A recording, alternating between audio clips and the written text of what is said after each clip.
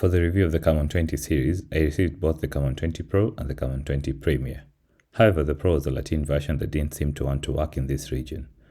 I've heard that there's some stuff that can be done to make it work, so I'll be giving it away and you can do the rest yourself. Stay tuned for that.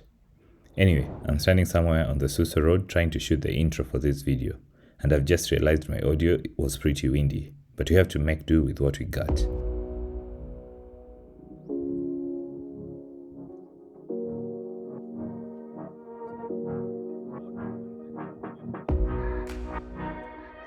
Okay guys, this is the review of the TECNO Camon 20 Premier. I'm shooting this scene using the TECNO Camon 20 Premier.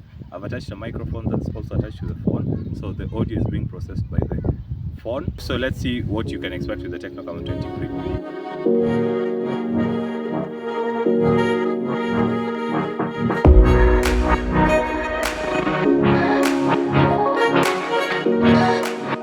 TECNO's challenge for the past few years has been trying to get customers to pay for their higher end and more expensive devices. Their approach to this has been doing huge launches and pushing even crazier specifications on the devices. They've also had celebrities to endorse their products, and you can tell from all the many brand ambassadors we've seen, and you can tell that interest has been really high with each product launch. So I believe you already have quite some knowledge about the Camon 20 Premier. I believe you know of its price, you know of the design, you know of the 6nm Dimensity 8050 5G processor, you know of the 8 gigs of RAM and 512 gigs of internal storage, you know of the 108 megapixel camera that's on the ultra wide, you know of the 50 megapixel main camera. I'm sure you know of the 32 megapixel selfie camera and that it has a 5000 mAh battery that fast charges at 45 watts.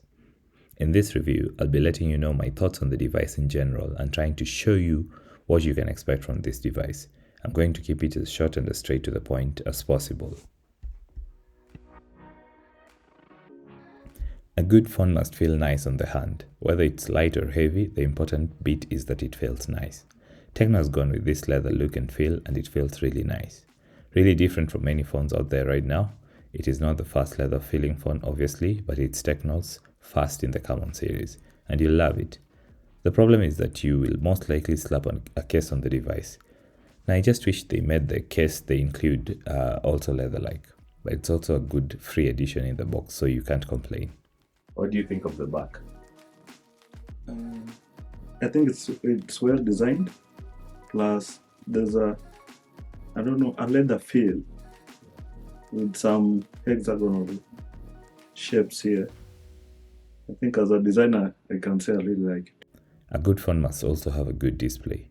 This is an AMOLED 120Hz 6.67 inches display. It's a good display, but my advice is to remove the plastic screen protector included and to get something better, since it scratches very easily.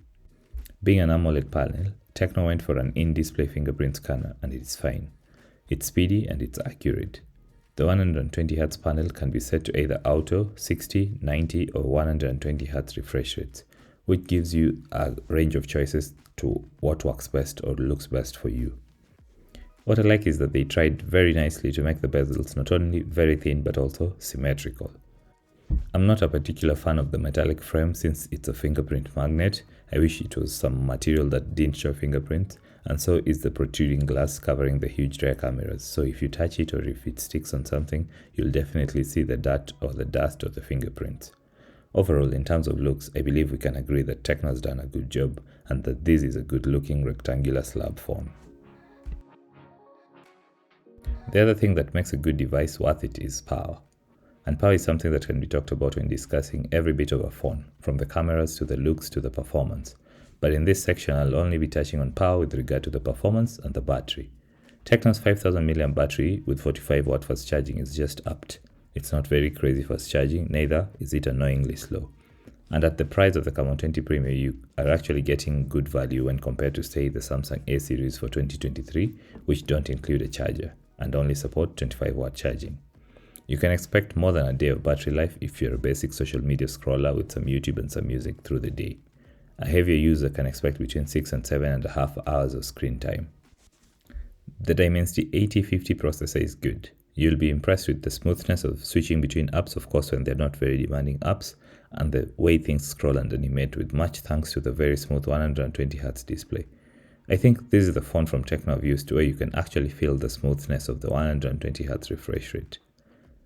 I think also there's been significant work done by TECNO this time round to make the display feel and look much better with both the refresh rate and the software. Software is the main thing that makes a phone a hit or a miss, and for many, TECNO's iOS is still quite cluttered and messy. That has only slightly changed. The bloatware is still there, but it feels quite reduced or rather organized. You still get some annoying notifications and a shelf on the home screen full of stuff you don't ever need. And as always, my recommendation is to delete or disable every app you don't know or never plan on using. There's still some apps like Ella, TECNO's virtual assistant, which have permissions you cannot deny and will still not be able to delete the app. Once you remove the unnecessary apps and customize the phone with a new selection of wallpapers, fonts and theme options, you'll get quite a good experience with the device. All through my time with the phone, I did not get any software updates unfortunately. However, during the launch, TECNO made commitment to support the phone more. They even said it will be among the first to get Android 14 beta updates, though we haven't received communication for that. TECNO still needs to do some work with the software, I'd say, which is something I'm constantly realizing a good number of potential customers for the phone don't seem to care much about. The complaints I seem to get from reading online forums and from interacting with TECNO customers is that updates can be quite big and people don't have data to download big updates, and that sometimes phones can fail while performing software updates, which is something I think TECNO should work on. Now let's talk about the cameras. As usual, the hardware is more than capable, and TECNO has made some odd choices. For example, the 108 megapixel camera isn't the main camera, it is the ultra-wide camera, and the 50 megapixel lens is the main camera. So when taking photos in full resolution, you'll notice only the ultra-wide 0.6x mode will allow you to take 108 megapixel photos. I believe this is the highest resolution I've seen or used on a phone for the ultra-wide angle camera. On the 1x or the 2x mode, you'll be using the 50 megapixel lens. TECNO still needs to do some work on the post-processing for the images in my opinion. However, the output I find is quite okay and you will like many of the pictures taken using this phone. You can shoot slow-mo videos at up to 960 frames per second and even 4K videos at 120 fps. You can shoot 4K videos at 30 fps with the main camera, and you can also have HDR and ultra-steady videos which are capped at 1080p. Even though I believe there is work that needs to be done with the processing, since the hardware is really good, I think this is TECNO's best camera setup yet on a Camon device. With good lighting, some few tricks here and there, this is a very capable camera system. For those who have used a TECNO phone before, the experience with the Camon 20 Premium will be way better if you're moving from a lower-end device. You will love the speed, the smoothness, and the cameras. For those intending on shifting from ColorOS or One UI, you'll find the clutter of iOS quite confusing or unappealing at first until you organize things around yourself. But you'll still find the experience quite exciting, learning your way around and using the huge display and the huge cameras. Generally, if you're moving from a low-end device, whichever the brand, this will be a positive upward shift. You'll definitely be able to do more with the phone. However, if you've used a higher-end or upper mid-range phone before, you'll find some things to complain about with the user interface. And only the user interface, because the hardware, the feel, the performance will just be as you've experienced with other phones, if not better. Okay, would you buy such a phone? First impression, yes, I would. From the way you can hold it nicely, from the way it feels, from the way it looks, I can. And the camera, that works. So I would buy such a phone. Now for the giveaway. Remember, this is a phone that was sent over for review and I experienced issues with it for not being able to unlock in this market or region. You'll need to figure out how to unlock it yourself should you win the device. This giveaway is only open to people in Kenya and I will use a courier service to ship the phone to you. To enter, just retweet the pinned tweet on Techish Kenya on Twitter.